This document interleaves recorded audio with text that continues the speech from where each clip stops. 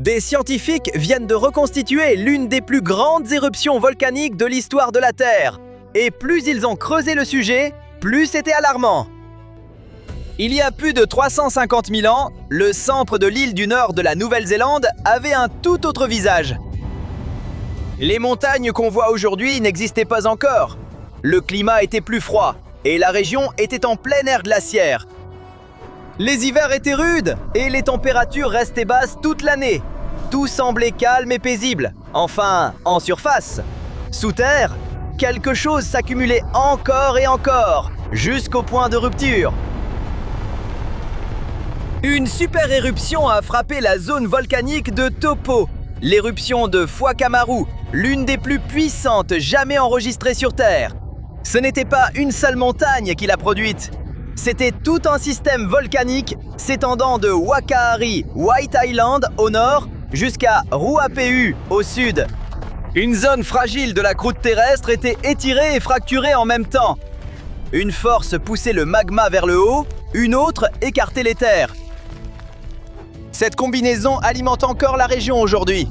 Mais à l'époque, elle a atteint des extrêmes. L'éruption a projeté tant de matière que les cendres se sont répandues sur d'immenses parties de la Nouvelle-Zélande. Par endroits, la couche était si épaisse qu'elle a enseveli le sol sous des strates de roches volcaniques et de débris. Comme si on avait déversé des kilomètres de pierres en poudre sur tout un pays.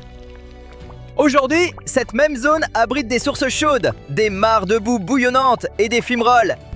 Et tout cela repose sur le même système, un peu plus calme certes, mais toujours là. La zone volcanique de Taupo est active depuis environ 2 millions d'années et a produit au moins 4 super-éruptions. Ce n'étaient pas de petits événements. Sur l'indice d'explosivité volcanique, elles atteignent le niveau 8, le maximum connu à ce jour. On ne compte que quelques dizaines d'éruptions de ce type sur Terre. La plus récente était l'éruption d'Oruanui, il y a environ 25 300 ans. Celle-ci était encore plus volumineuse et a créé ce qui est aujourd'hui le lac Taupo. Autrement dit, Whakamaru n'était pas un accident isolé. C'est ce que ce système volcanique fait de temps en temps. Les super-éruptions restent l'un des plus grands casse-têtes pour les scientifiques. Comment une masse énorme de magma peut-elle s'accumuler sous terre, monter en pression, puis exploser presque d'un seul coup? Pour le comprendre, les chercheurs étudient les vestiges d'anciens dépôts volcaniques. Il en existe 2 types principaux. Le premier, ce sont les dépôts d'écoulement, laissés par des avalanches de roches brûlantes, de gaz et de cendres appelées coulées pyroclastiques. Toute cette masse déferle au sol comme un torrent de feu, puis se solidifie. L'autre type de preuve vient des dépôts de retombées. Ce sont des matériaux plus légers comme les cendres, les cristaux et le verre volcanique. Projetés très haut dans l'atmosphère, ils retombent ensuite au sol.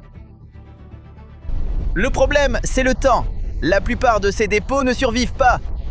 Ils sont érodés, enfouis, fragmentés. Ce qui reste est souvent dispersé sur d'immenses distances. La super-éruption de Whakamaru a laissé exactement ce genre de chaos. D'énormes coulées pyroclastiques ont formé d'épaisses couches de roches volcaniques denses dans les régions de Whakamaru et de King Country. Plus loin, les cendres et la pierre ponce se sont répandues bien plus largement, couvrant une grande partie de l'île du Nord et atteignant même des zones de l'océan Pacifique. Pour reconstituer le puzzle, les chercheurs ont d'abord dû retrouver l'origine de chaque fragment. Ils ont constitué une base de données de dépôts volcaniques et les ont comparés grâce à une signature chimique enfermée dans de minuscules fragments de verre volcanique. Chaque éruption laisse un mélange chimique légèrement différent. Grâce à cette méthode, les scientifiques ont analysé plus de 30 sites en Nouvelle-Zélande et dans le Pacifique Sud. Et malgré la distance entre les échantillons, tous correspondaient à la même source, la super-éruption de Whakamaru. Les chercheurs ont enfin pu reconstituer ce qui s'est passé lors de l'une des plus grandes éruptions de l'histoire. Au départ, le centre de l'île du Nord abritait probablement un grand lac, semblable au lac Taupo actuel. Puis le magma a percé la surface en plein dans cette étendue d'eau. C'est là que tout s'est emballé. Quand le magma touche l'eau, celle-ci se transforme instantanément en vapeur. Cela peut rendre une éruption extrêmement destructrice, et c'est sans doute ce qui a déclenché celle-ci. Au début, une immense chambre magmatique alimentait probablement l'éruption. Mais très vite, la situation a changé. L'éruption a continué et le lac a été détruit, comblé par les matériaux volcaniques. Et une fois l'eau disparue, le style de l'éruption a changé. Elle est devenue plus sèche et plus directe. Et sous terre, quelque chose d'encore plus grave se produisait. Au lieu d'une seule chambre magmatique se vidant lentement, le système s'est divisé en de nombreuses zones actives. Au moins 5 réservoirs de magma distincts ont pu entrer en éruption simultanément.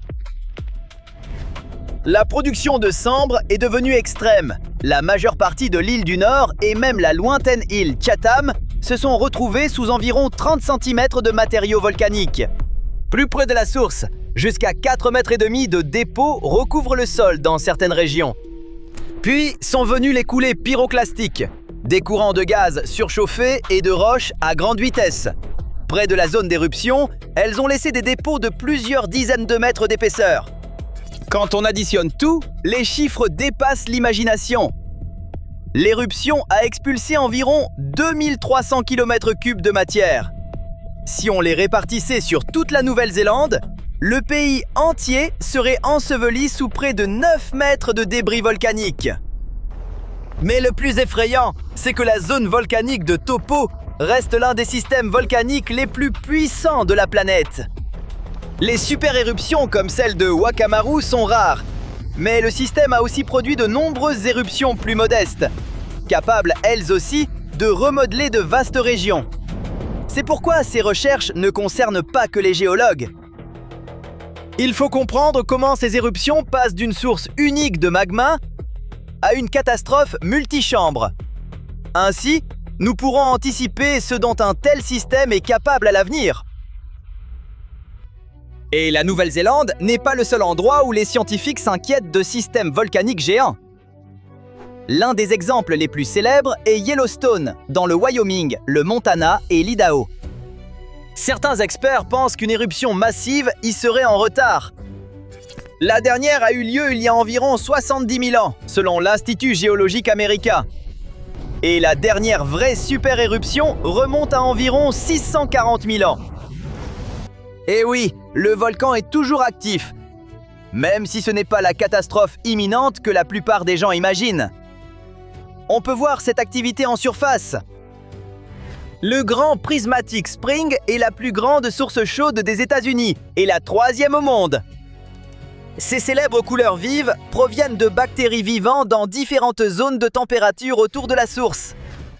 L'eau atteint environ 70 degrés Celsius. Cette source est bouillante. Et c'est l'activité volcanique qui en est la cause. Le système magmatique sous Yellowstone est colossal. Il pourrait même être plus vaste qu'on ne le pensait. S'il entrait un jour en éruption totale, il pourrait libérer environ 2500 fois l'énergie du mont Saint-Helens. Et cette éruption-là était déjà dévastatrice. En 1980, un séisme de magnitude 5,1 a provoqué l'effondrement du flanc nord de la montagne, créant la plus grande avalanche de débris jamais enregistrée. L'explosion a rasé environ 600 km² de forêt et coûté la vie à 57 personnes. Quoi qu'il en soit, toute cette activité souterraine ne signifie pas que Yellowstone va exploser demain. En fait, on y enregistre entre 700 et 3000 petits séismes chaque année. Et la plupart sont si faibles que personne ne les ressent.